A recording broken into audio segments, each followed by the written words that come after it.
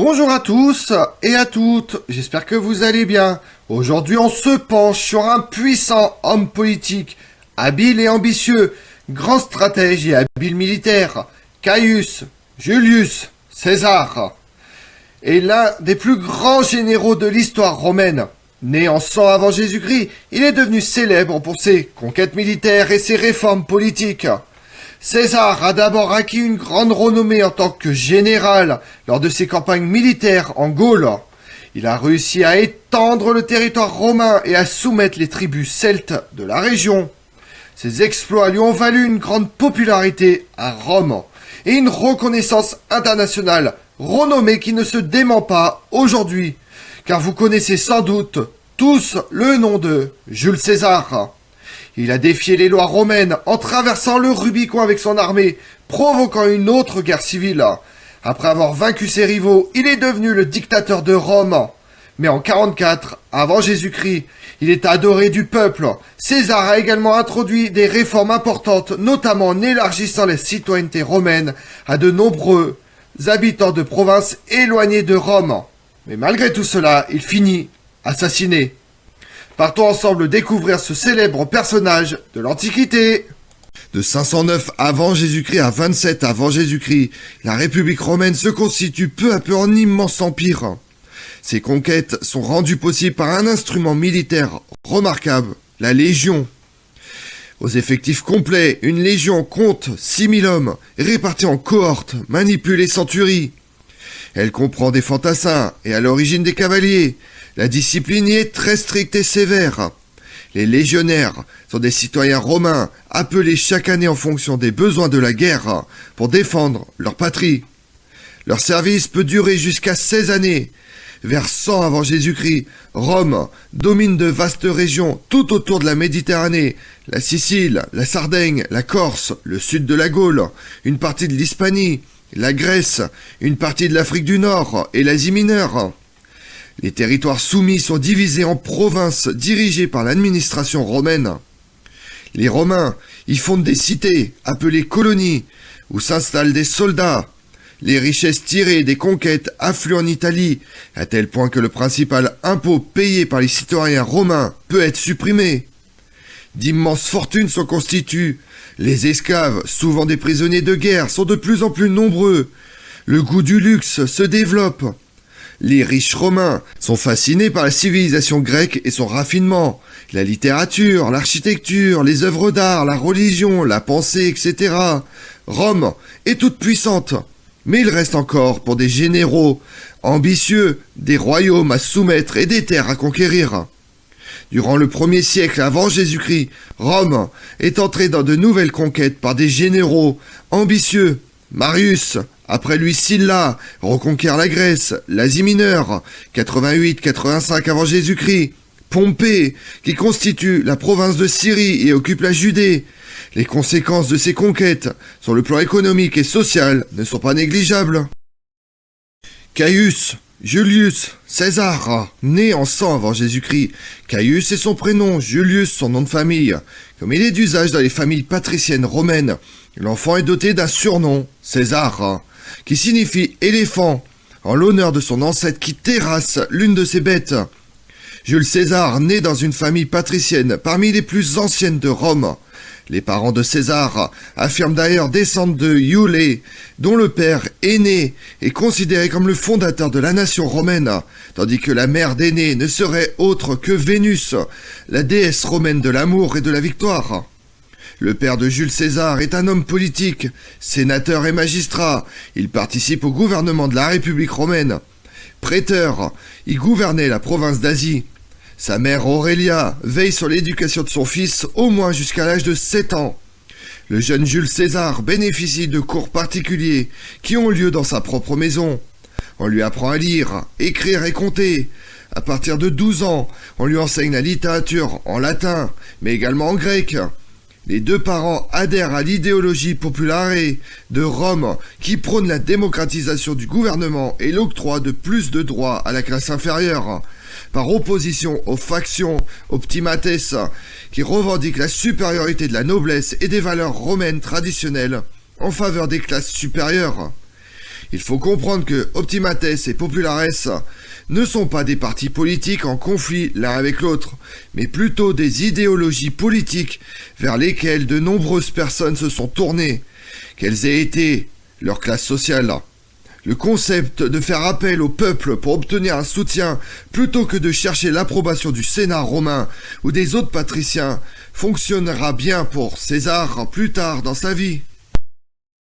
À l'âge de 16 ans, son père meurt et César devient le chef de famille.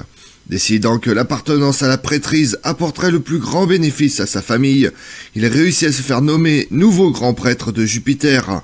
Comme un prêtre devait non seulement être de souche patricienne, mais aussi être marié à un patricien, César rompt ses fiançailles avec une plébéienne et épouse la patricienne Cornelia, fille d'un membre important et influent des Populares, Lucius Cinna. Lorsque le souverain romain Sylla se déclare dictateur, il entreprend une purge systématique de ses ennemis, et en particulier de ceux qui adhéraient à l'idéologie populare. César fut visé et s'enfuit de Rome, mais sa peine fut levée grâce à l'intercession de la famille de sa mère.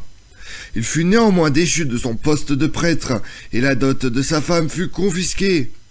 Sans moyen de subvenir à ses besoins ou à ceux de sa famille, César s'engage, vous l'avez deviné, dans l'armée.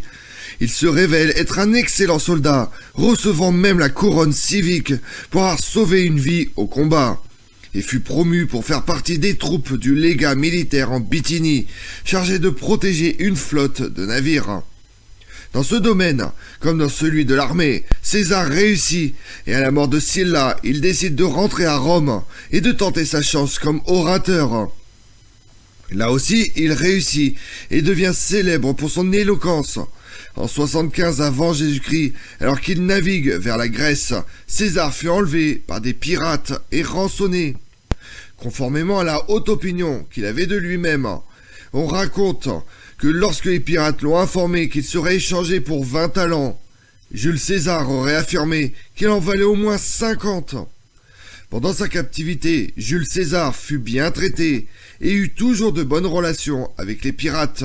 On dit qu'il leur a dit à plusieurs reprises qu'à sa libération, il les traquerait et les ferait crucifier pour l'affront fait à sa famille et à sa dignité personnelle. Une menace que les pirates prirent, bien évidemment, à la légère. À sa libération, cependant, Jules César met sa menace à exécution.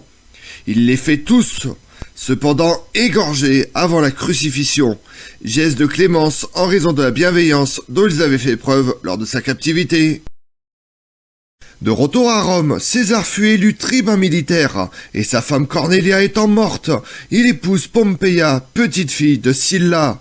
Jouissant maintenant d'un certain prestige à Rome, César avait suffisamment de pouvoir pour soutenir efficacement un des plus grands généraux de Rome, que vous connaissez sans doute, Cnaeus Pompeius, connu plus tard sous le nom de Pompée le Grand, pour qu'il obtienne un poste de général. À cette époque, il se lie également d'amitié avec l'homme le plus riche de Rome, et l'un des hommes les plus riches de toute l'histoire. Vous l'avez deviné, Marcus Licinus Crassus. On pense que ce dernier aide César à financer sa candidature au poste de Pontifex Maximus, qu'il remporte en 63 avant Jésus-Christ. En 62, il fut élu prêteur, divorce de Pompeia après un scandale qui la voit impliquée avec un autre homme, et s'embarque pour l'Hispanie en 61 avant Jésus-Christ en tant que gouverneur. César réussit à remporter des victoires sur les tribus rivales en guerre, apporte la stabilité à la région et gagne l'allégeance personnelle de ses troupes grâce à son habileté sur le champ de bataille. Le Sénat lui accorde le titre de consul. De retour à Rome, avec l'un des plus grands honneurs, César conclut un accord militaire et politique et commercial avec Pompée et Crassus. En 60 avant Jésus-Christ, accord nommé le Triumvirat, bien que personne dans la Rome antique n'ait utilisé ce terme. César épouse Calpurnia, la fille d'un riche et puissant sénateur populare, et marie sa propre fille Julia à Pompée pour consolider leur accord. Ensemble, les trois hommes dirigent Rome de manière efficace. avec César en tant que consul, qui faisait passer les mesures favorisées par Pompée ou Crassus au Sénat. César propose une législation visant à réformer le gouvernement, s'opposant ainsi aux optimates et visant à redistribuer les terres aux pauvres, deux objectifs de longue date des populares.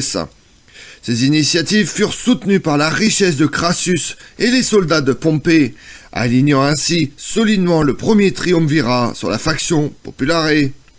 Tant que César était un agent public, il était à l'abri des poursuites de la part de ses ennemis optimates pour ses écarts juridiques, mais une fois son mandat de consul terminé, il était sûr d'être mis en accusation.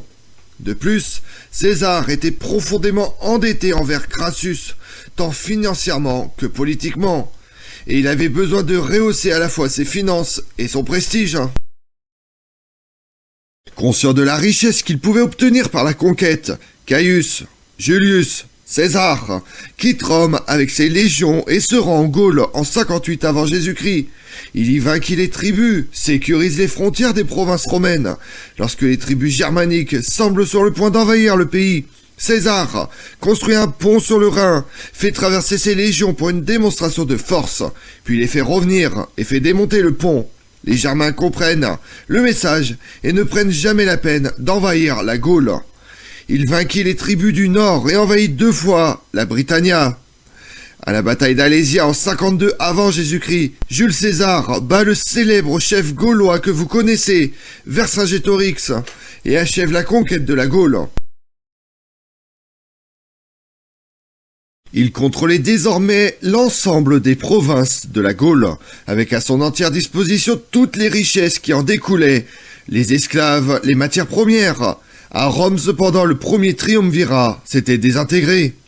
Crassus fut tué lors d'une bataille contre les Parthes en 54 avant Jésus-Christ à Car. Et la même année, Julia meurt en couche, sans la fille de César et sans son soutien financier et politique. Pompée décide de s'aligner sur la faction optimates de Rome, qu'il avait longtemps favorisée. Pompée était désormais le seul pouvoir militaire et politique de Rome pour s'opposer à Jules César.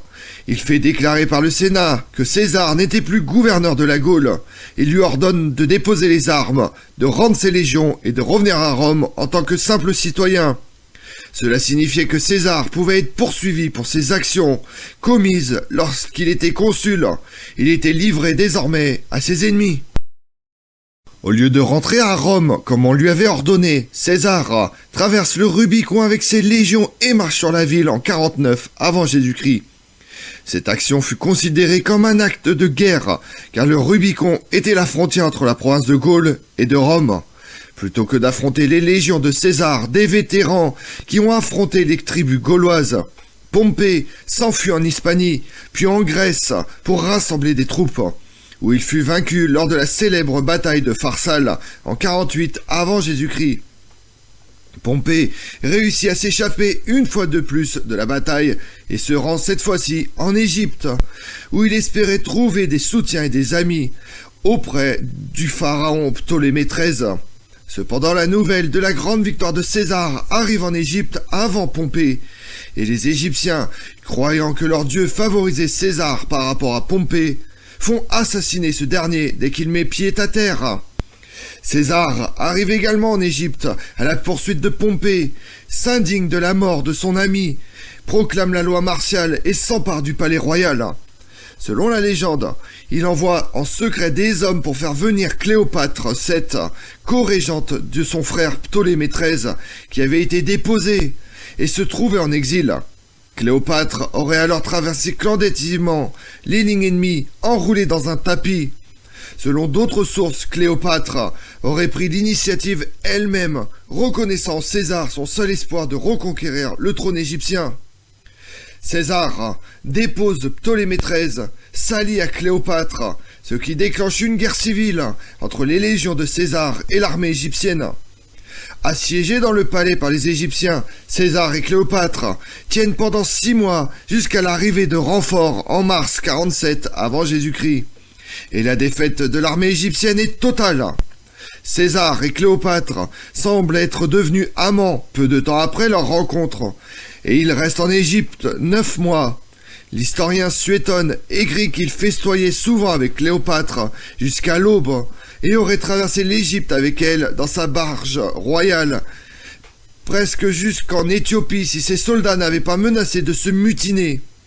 En 47 avant Jésus-Christ, Cléopâtre donne naissance à un fils, Ptolémée César, connu sous le nom de Césarion, et le proclame comme son héritier et successeur au trône.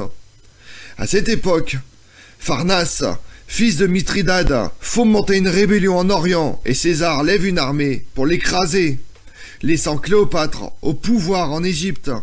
César conduit ses légions à travers l'Asie mineure, vainquant les tribus, soumettant les populations, puis il se tourne vers ses ennemis à Rome. À la bataille de Thapsus, près de l'actuelle Tunisie, les légions de César remportent une victoire sur la faction des Optimates en 46 avant Jésus-Christ, qui résistait encore au pouvoir de César. Et en juillet de la même année, il rentre à Rome en vainqueur. En Égypte, Cléopâtre espérait que César reconnaîtrait et légitimerait Césarion en tant que fils et héritier. Caius Julius César cependant désigne son petit-neveu Octave comme son héritier. Il fait cependant venir à Rome Cléopâtre, leur fils et son entourage, les instable confortablement dans une maison qu'il visitait fréquemment, bien qu'il fût toujours marié à Calpurnia. Bien que le Sénat ait semblé scandalisé, les lois sur la bigamie étant appliquées de façon stricte à Rome. César se voit accorder le titre de dictateur à vie en 44 avant Jésus-Christ.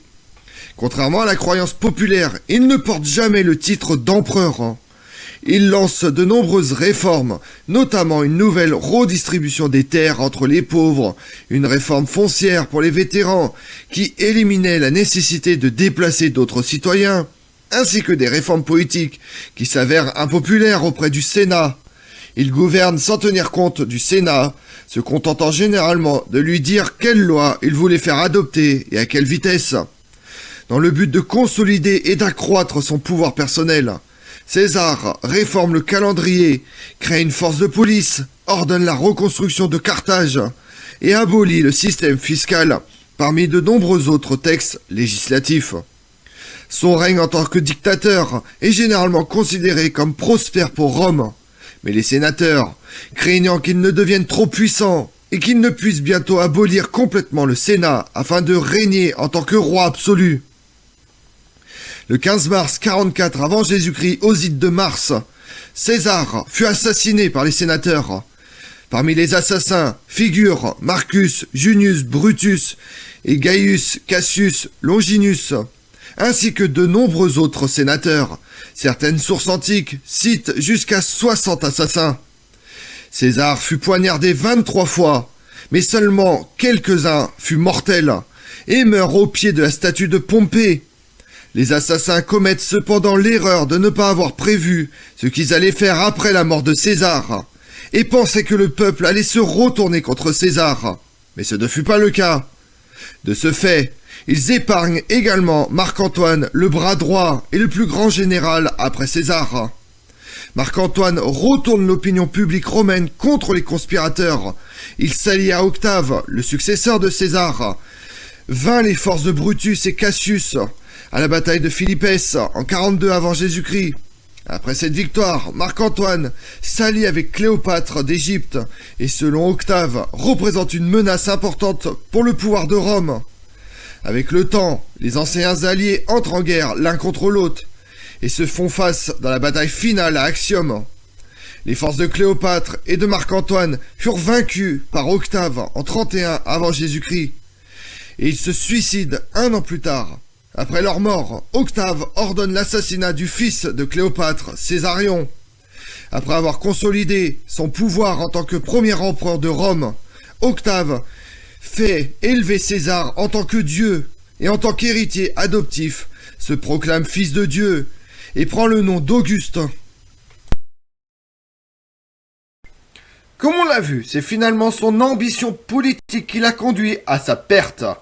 César a défié les lois romaines en marchant sur Rome, provoquant une guerre civile contre son grand rival, Pompée le Grand. Après avoir vaincu ses rivaux, il est devenu le dictateur de Rome en 44 avant Jésus-Christ. adoré du peuple. César a également introduit des réformes importantes, notamment en élargissant la citoyenneté. Il a également lancé des projets pour réduire le chômage et pour améliorer les infrastructures de Rome, tout en pardonnant à ses ennemis. Son héritage en tant que général, homme politique et réformateur est incontestable, et son nom est devenu synonyme de pouvoir et de conquête. Je vous remercie d'avoir suivi cette vidéo en ma compagnie. Si vous voulez connaître mes autres vidéos, retrouvez-moi chaque matin à partir de 6h45 sur ma chaîne YouTube Tout sur l'Histoire avec Damien, mais également sur les réseaux sociaux, Twitter et Instagram, Histoire Damien. Et pensez à liker, commenter et vous abonner. Je vous remercie à tous.